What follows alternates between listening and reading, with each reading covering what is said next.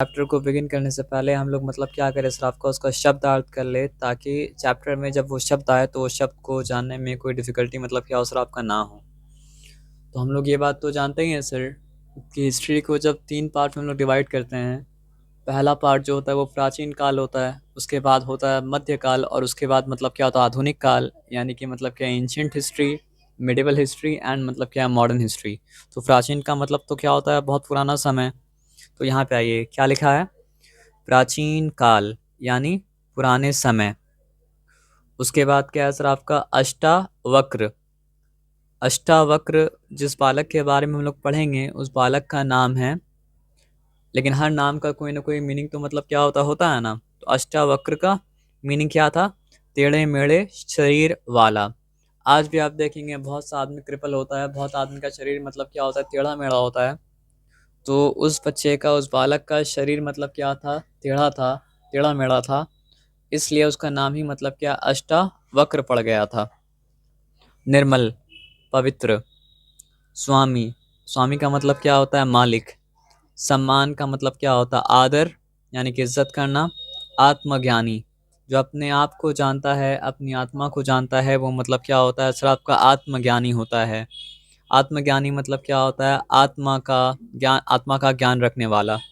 प्रसन्न, प्रसन्न का मतलब क्या होता है खुश। अधीन, अधीन का मतलब क्या होता है अधिकार से। अब यहाँ पे आइए चैप्टर को मतलब क्या स्टार्ट करते हैं। ये चैप्टर क्या है, संवाद है, यानी कि वार्तालाप है, कन्वर्सेशन है। तो अष्टवक्र अपनी माँ से बात कर रहा है अभी। अष्टवक्र, माँ मेरे पिताजी कहाँ गए हैं। माँ, पुत्र अष्टवक्र, तुम्हारे पिता महाराज जनक की सभा में विद्वानों के साथ ज्ञान की चर्चा करने के लिए गए हैं, किंतु कई दिन हो गए अभी तक वापस नहीं आए। तो नोट कीजिएगा, अष्टवक्र जब अपनी माता से ये सवाल करता है कि मेरे पिता कहाँ गए हैं, तो उसके माता क्या बोलती हैं कि वो मतलब जो है विद्वानों से ज्ञान की चर्चा करने के लिए गए हैं। और विद्वानों से ज्ञान की चर्चा करने के लिए कहाँ पे गए हैं, राजा जनक के दरबार में गए हैं। अष्टवक्र, माँ मैं भी कल राजा जनक की राजसभा में जाऊंगा। अब माँ क्या बोल रही है, पुत्र राजसभा में विद्वानों के बीच तुम्हें कैसे प्रवेश मिलेगा। यानी वो राजसभा जो है वो तो विद्वानों के लिए है, उनके लिए है जिनके पास विद्या होती है, बच्चों के लिए राजसभा नहीं होती है। तो इसलिए माँ बोल रही है, पुत्र राजसभा में विद्वानों के बीच तुम्हें कैसे प्रवेश मिलेगा, how will you enter. Ashtavakra, माँ चिंता मत करो, मुझे सिर्फ जाने की आज्ञा दो, मैं पिताजी को लेकर शीघ्र लौट आऊँगा। तो हुआ क्या था, माँ उससे बोली कि तुम्हारे पिताजी राजा जनक के दरबार में गए हैं, राजसभा में गए हैं विद्या की चर्चा करने के लिए विद्वानों के साथ, लेकिन गए हुए तो काफ़ी दिन हो चुका था। तो इसलिए अष्टवक्र क्या बोला कि मैं जाऊंगा और मैं जाके पिताजी को वहां से शीघ्र लेके आ जाऊंगा, बस मुझे आज्ञा दो। अब सीन मतलब क्या हो रहा है, चेंज हो रहा है। जनक के दरबार में विद्वानों की सभा लगी है, वहाँ अष्टवक्र पहुँचते हैं। तो आपको इमेजिन करना पड़ेगा कि राजसभा है, राजसभा में विद्वान हैं और वहाँ पे एंटर कर रहा है एक टेढ़े मेढ़े शरीर वाला अष्टवक्र, और जो बालक भी है। अष्टवक्र, महाराज मेरा प्रणाम स्वीकार करें। सभा के विद्वान गण, यानी जितने विद्वान सभा में थे वो सब, देखो ये कैसे टेढ़े मेढ़े शरीर वाला बालक है। क्या यह यहाँ हम सभी के बीच शास्त्र चर्चा करने के लिए आया है। यानी वो लोग को क्यूरियोसिटी हुआ कि ये तो मतलब क्या विद्वानों का सभा है, और यहाँ पे एक टेढ़े मेढ़े शरीर वाला मतलब क्या बालक एंटर किया, बालक प्रवेश किया। तो लोग आपस में सोच रहे थे और आपस में बात कर रहे थे, क्या यहाँ पे आने के बाद हम लोग के साथ शास्त्र का बात करेगा, शास्त्र के ऊपर चर्चा करेगा, नॉलेज के ऊपर चर्चा करेगा। अब देखिए क्या लिखा है, कुछ विद्वान उसके शरीर की बनावट देख कर उस पर हंसते हैं और कुछ लोग हंसने लगे। आज भी आप देखेंगे किसी का शरीर का बनावट अगर थोड़ा सा उल्टा ऊपर नीचे होता है तो आदमी उसका शरीर का बनावट देख के मतलब हंसता है। अष्टवक्र हंसते हुए विद्वानों पर स्वयं जोर से हंसता है। तो अष्टवक्र भी क्या करने लगा, जिस तरह विद्वान उसके ऊपर हंस रहे थे तो वो भी विद्वानों को देखकर मतलब क्या हंसने लगा। जनक, बालक तुम इतनी जोर से क्यों हंस रहे हो? अष्टवक्र क्या बोला आप सुनिए। हे राजन, आपकी सभा में सभी आत्मज्ञानी बैठे हैं और मेरे शरीर पर हंस रहे हैं। यानी आत्मा का ज्ञान जो होता है, आत्मज्ञान जो होता है वो मतलब क्या होता है, भौतिक ज्ञान से बड़ा होता है। यानी फिजिकल साइंस का नॉलेज से मतलब क्या होता है, बड़ा होता है। और कहने को जितने लोग सभा में बैठे थे वो सारे के सारे लोग तो मतलब क्या थे, आत्मज्ञानी थे। तो अष्टवक्र उनको याद दिलाया, आप लोग अपने आप को आत्मज्ञानी बोलते हैं और आप लोग शरीर की बनावट को देख के हंस रहे हैं। तो कैसे आत्मज्ञानी हैं? जिनका ध्यान आत्मा पर नहीं बल्कि शरीर पर है। हे राजन, आपकी सभा में सभी आत्मज्ञानी बैठे हैं और मेरे शरीर पर हंस रहे हैं, लेकिन इन्हें मालूम नहीं कि आत्मा शरीर के भीतर है और वह सब प्रकार से निर्मल है।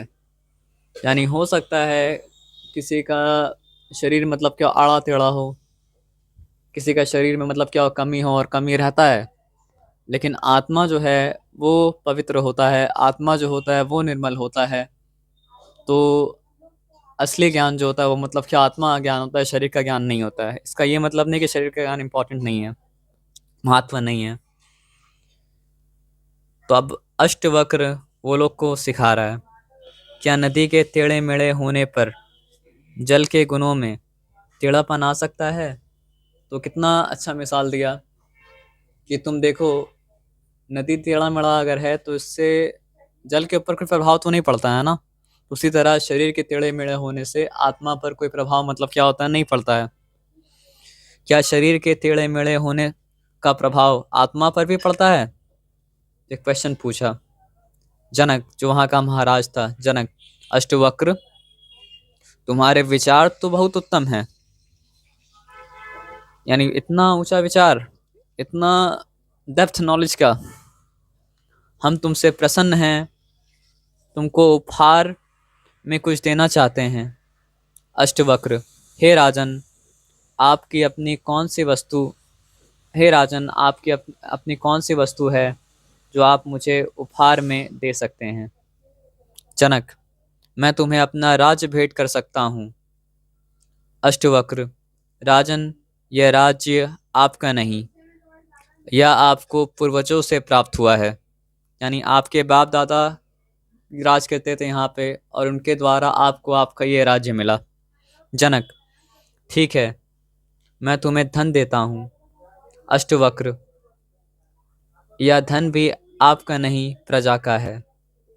जनक, मैं तुम्हें अपना शरीर देता हूँ। अष्टवक्र, हे राजन, ये शरीर भी आपका नहीं है, इसका स्वामी आत्मा है।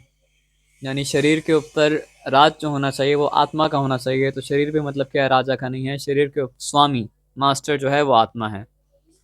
और एक लेवल और ऊपर अगर जाता तो ये बोलता कि इस आत्मा का स्वामी जो है वो मतलब क्या, परमात्मा है। जनक, मैं तुम्हें अपने मन को समर्पित करता हूँ। अष्टवक्र, अच्छा तो ठीक है, आप मन दे दीजिए। जनक, अष्टवक्र, अब ये मन आपके आपके अधीन हुआ है। तो राजा आप क्या बोला कि आप ये मन आपका अधीन हो चुका है, आपका गुलाम हो चुका है। अब यानी कि आपका अधिकार अब इस मन पर है, मुझे राज चलाने का निर्देश दीजिए। अष्टवक्र, हे राजन, जब मन मेरे अधीन हो गया है तो आप राज कैसे चलाएंगे?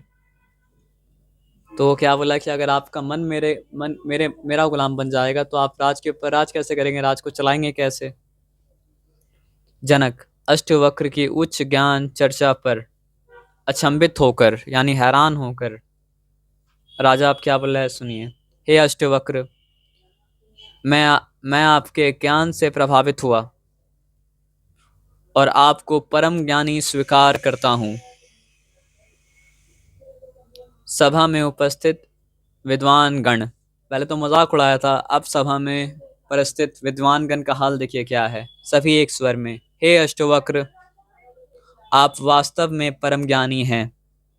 आज हम लोगों को सच्चा ज्ञान प्राप्त हो गया कि शरीर की सुंदरता से आत्मा की सुंदरता श्रेष्ठ होती है, यानी बेहतर होती है। आप धन्य हैं। इसके बाद अष्टवक्र अपने पिता के साथ घर वापस चला जाता है। माँ उसे देखकर खुश हो जाती है। तो इस कहानी का नैतिक मूल्य क्या है? मॉरल ऑफ द स्टोरी क्या है? हमें हमेशा अपने माता पिता का आदर करना चाहिए। उसके साथ ही शारीरिक सुंदरता से अधिक मन की सुंदरता का महत्व देना चाहिए। तो आइए, चलिए, हो गए यहाँ पे बात।